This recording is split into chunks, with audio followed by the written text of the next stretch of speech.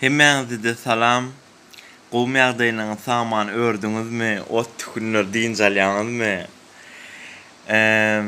Görşüňiz ýaly suratda Türkiýanyň daşyş ministri Çavuşogly.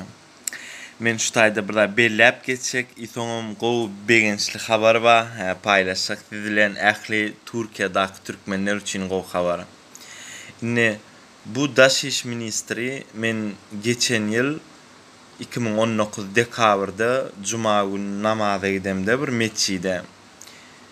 Onu meçhide geldim, azan okully namaza durmaly bolduk. Onu imam diýdi, öň setirler dolduruň diýdi-de namaza başlamak.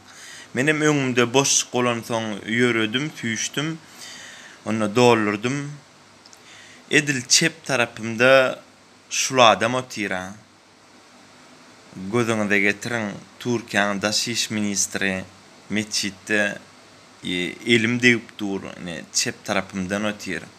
Biziň ministrimiz bir meçhide gidýärmi? Haramdadalar. Indi bolsa gow habar dinleýän lezzet alyn gutlaýan emme türkmenleri. Neresinde olursa olsun vatandaşlarımızın, soydaşlarımızın, Türklerin ve Türkmenlerin de sonuna kadar yanındayız.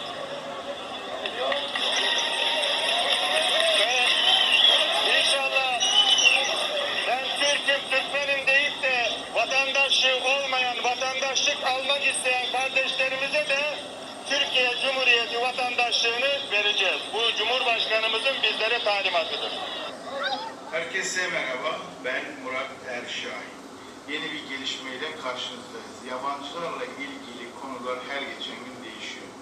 Geçen haftalarda Rusya Federasyonu daha önce Sovyetler Birliği vatandaşı olan kişilerin Rus vatandaşlarını alınacağıyla ilgili bir duyuruda bulunmuştu. Biz de bunu sizlerinize araştırdık. İş böyleyken bugün Lübnan'da bulunan Cumhurbaşkanı Yardımcımız Fuat Oktay ve Dışişleri Bakanımız Mevlüt Çavuşoğlu açıklamada bulundular. Türk soylu olan, ben Türk vatandaşıyım, Türk soyluyum ya da Türkmen soyluyum diyen herkesi Türk vatandaşlığını alacağız.